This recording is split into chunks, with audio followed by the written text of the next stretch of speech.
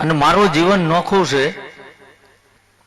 કે હું ગમે ત્યાં જઉં, કોઈ જગ્યાએ પધરામણી આમંત્રણની પેલામાં નથી જતો. મને જે ઉપરથી આદેશ થાય ને તો જ જઉં છું ભાઈ. કારણ કે હું જ્યાં જઉં ત્યાં ચોખ્ખું જ કહું છું કે મારો 50 પૈસા ક્યાંય વ્યવહાર નથી ભાઈ. અને બધા આ આજકાલ બોલતા હોય ને તો મેં આ પગ મૂક્યો છે એ કહી દઉં કે સમાધિ વિશે આમને કહી દીધું, નકર મેં કોઈને કંઈ કીધું નથી. પણ આટલા 200 મીટર રેન્જમાં એક જોગણી જબરી છે, આવું મારો ભગવાન બતાવે. હા, આ પગ મૂક્યો ને એક જોગણી ને એક ગોગો બે આયા છે મારી પાસે ભાઈ. એટલે ઢૂંઢવાની કોઈ જરૂર નથી ભાઈ. અને આજે અહીં કંઈક આવ્યો છું ને તો જે ના હોતી, આ તો જે કદાચ આ ચાલુ સરપંચમાં છે એમને આયોજન કર્યું તો સરસ, પણ અમારી માટે આ વિરમગામ તાલુકામાં પહેલો પ્રોગ્રામ છે ભાઈ. એટલે અમને ખબર નથી, એમની વ્યવસ્થા થોડુંક સન્માન એમનું હણાણું, પણ હું હૃદયના ભાવથી માફી વ્યક્ત કરું છું કે એ લોકો આગળ ઘોડીને બગીને બધું લઈને જે ઊભા હતા ને અમારા ગામમાં, અમે આ ગામમાં કોઈને ઓળખતા નતા, એટલે અમે તો સીધું સર્કલ જોઈને સીધા આઈન પર આવી ગયા. એટલે થોડું એમનું એમ થયું ખારું મારું આયોજન, પણ કદાચ ભગવાનની ના જોગણીની ગામ ટોડાની મરજી એવી હોય, કદાચ ફરીથી નહીં આવવાનું હોય લખ્યું હોય, આપણે એવું માનવું. બરોબર છે ને કે એમને તેમની વ્યવસ્થા કરી હતી, પણ કદાચ ભગવાન હજુ બીજી વખતે લાવવાનો હોય. પણ હું જ્યાં જઉં ત્યાં એટલું જ કહું, સમયનો અભાવ છે, હજુ મારે જુનાગઢ જવાનું છે, ટાઈમ હતો નહીં, છતાંય ગામ લોકોનો, વડીલોનો, ઠાકોરોનો, આ ગામની તમામ વસ્તીનો કદાચ ભાવ હોય છે તો જ મારા ભગવાનને દોડ છોડી હોય, નકર હવાય નહીં ભાઈ. એટલે બધા ગ્રામજનો, વડીલો, યુવાનો, માતાઓ, બહેનો બધા બેઠા છે. હું સુરાપુરા ધામ વતી બધાનો રાજીપો વ્યક્ત કરું છું ભાઈ. કારણ કે આ તડકામાં બેહવું એ કોઈ નાની વાત નથી. પણ આયા છો, હું તો એક માણસ જ છું, કોઈ ચમત્કારી નથી. પણ માણસ નિમિત્તે આ પવિત્ર ભૂમિ ભારત જેવી ભૂમિકા ઉપર આપણને અવતાર ભગવાને આપ્યો છે, તો આપણે નશાના માર્ગે જઈને આપણા સ્વાસ્થ્યનું, આપણા પરિવારનું પતન કરો છો ને, આમાંથી બહાર આવજો ભાઈ. કારણ કે ઘણા તમને મળી જશે, આ નડે છે ને, આ કરવું પડશે ને, આ વાળવું પડશે ને. મારો એ નિયમ નથી ભલામણા. જે કઈ નડતું હોય ને, કદાચ નાભીથી તમારા પાપ પુકારી લો, અને 21માં દાડે જો મારો ઠાકર ઘોડે પલાણ ના નાખે તો ભૂવાપણી બંધ કરી દઉં ભાઈ.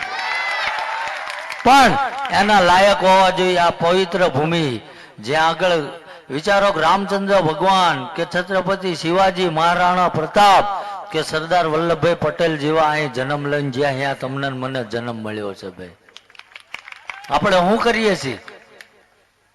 ક્યારે દેશ માટે વિચાર્યું? આપણે પોતાના પરિવાર માટે બધા વિચારે અમે શું દોડવીને ક્યાં જોવરાવીને સુખી થઈ જવી. પણ આ ભારત ભૂમિ ઉપર જન્મ લીધો છે, પોતાના પરિવારનું ગુજરાન ચલાવવું જરૂરી છે. પણ આ શરીરમાં દોડતું છેલ્લું લોહીનું ટીપું રહ્યું ને, એ આ દેશ માટે રેડવું પડે તો રેડી દેવું, આ આપણો ધર્મ છે ભાઈ.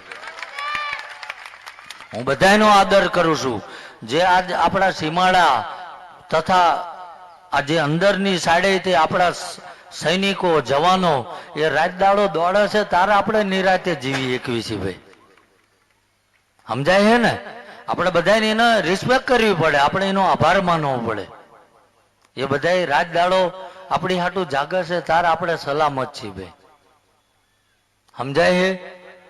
એટલે જે કઈ જેને કદાચ આમાં બધા ના સમજી શકે તો મારે કઈ ફી નથી, મારે એવો મોય નથી.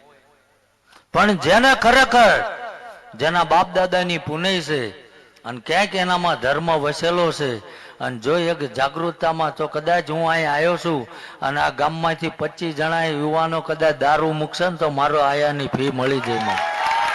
બીજું કઈ જોતું ન ભાઈ, ક્યાંય મારો 5 પૈસા વ્યવહાર નથી. સમજાય છે ને?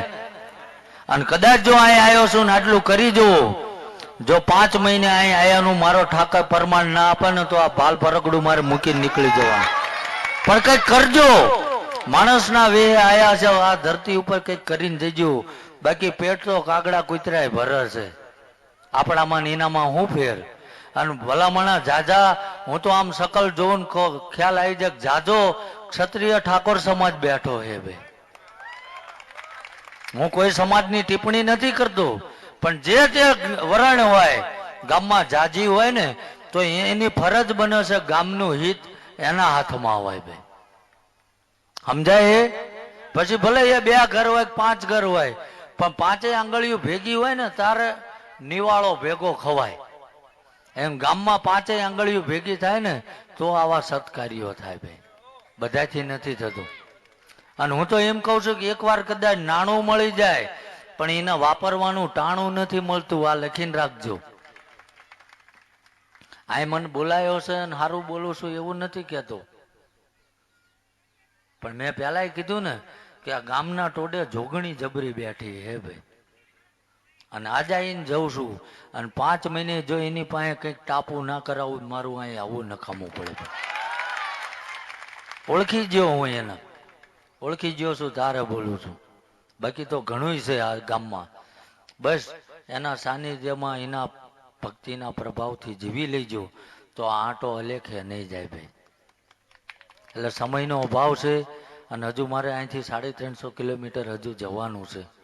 ત્યાંય મારે આજ બધા સાધુ સંતો મોરારી બાપુ બધાને મળવાનું છે. સમય હતો નહીં પણ એમનો ભાવ હતો એટલે મારે એમાંથી વચ્ચે 1 કલાકે એડજસ્ટ કરીને અહીં આવવું પડ્યું છે ભાઈ. એટલે કદાચ સવારના અઠવાડિયેથી કદાચ રાહ જોતા હોય તો એવું ના વિચારતા કે બાપુ તો જાજુ રોકાણા નહીં, પણ થોડું રોકાવામાં જાજી મજા છે ભાઈ.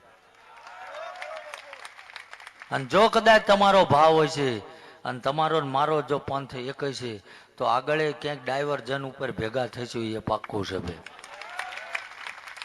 એટલે સમયનો અભાવ છે, અહીંથી જવું પડશે. જેની અસીમ કૃપા છે, જેના ભાવથી અને જેના માધ્યમથી એક સાધારણ પરિવારનો જીવ આ લાખો લોકોને દારૂ બંધ કરાયો છે ભાઈ. એટલે 2 હાથ ઊંચા કરીને એની જય બોલાવવાની છે. પછી જે કંઈ તમારો કાર્યક્રમ હોય એ તમે આગળ એને વધારજો. મારે આગળ જવાનું છે એટલે હું જાજી વાર રોકાઈ નહીં શકું ભાઈ.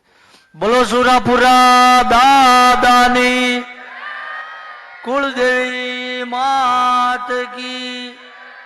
આ કુળદેવીની જય એટલે બોલાવી કે આ ગામ ટોડાની ગમે તે માતા હોય, જોગણી હોય, વિહત હોય, મેરડી હોય કે ચામુંડા હોય કે XYZ, કે આ જે બેઠા અને હું મારા દેવ વતી એમ કહું છું કે તારા પાહોળા તને યાદ કરે છે અને આમનેથી કદાચ 1 કરોડ ગુના થઈ ગયા હોય તો આજના દિવસે એમને માફ કરીને હવે પછીથી એમને સતબુદ્ધિ આપીને નવું જીવન જીવે એવી પ્રેરણા કરજે ભાઈ. અને નશાનો તો ખાસ વિરોધી છે ઓ ભાઈ. હા, અને આ કેમ બોલી શકું કે ક્યાંય મેં 50 પૈસા હજુ લીધા નથી ભૂવા બનીના ભાઈ. વટથી જીવું છું. હું ચાંગોદરમાં નોકરી કરું છું ભાઈ. મહેનતનો રોટલો ખાઉં છું. અને મારી તો એ તૈયારી છે કે લોકોને કદાચ હજુ સમય ઓછો પડે તો કદાચ નોકરી મૂકી દેવાની થાય તો એ મૂકી દેવાની છે ભાઈ. બાકી પાછું પગલું ભરવાનું નથી. પણ જ્યાં લગીન થાય છે ત્યાં લગીન કરવું છે. મહેનતનો રોટલો ખાવો છે એટલે. બાકી ઘરે ભગવાન ઠાકરની દયા છે, ખેતી કરીને ગુજરાન થશે. કોઈના 5 રૂપિયા વૈણા વાળીને લેવાની જરૂર નથી. એટલે ફરી વાર 2 હાથ ઊંચા કરીને જય બોલાવાની. બોલો કુળદેવી માત કી, દ્વારકાધીશની, રામચંદ્ર ભગવાન કી, સોમનાથ મહાદેવ કી, મોગલ માત કી, જોગણી માત કી, સનાતન ધર્મ કી.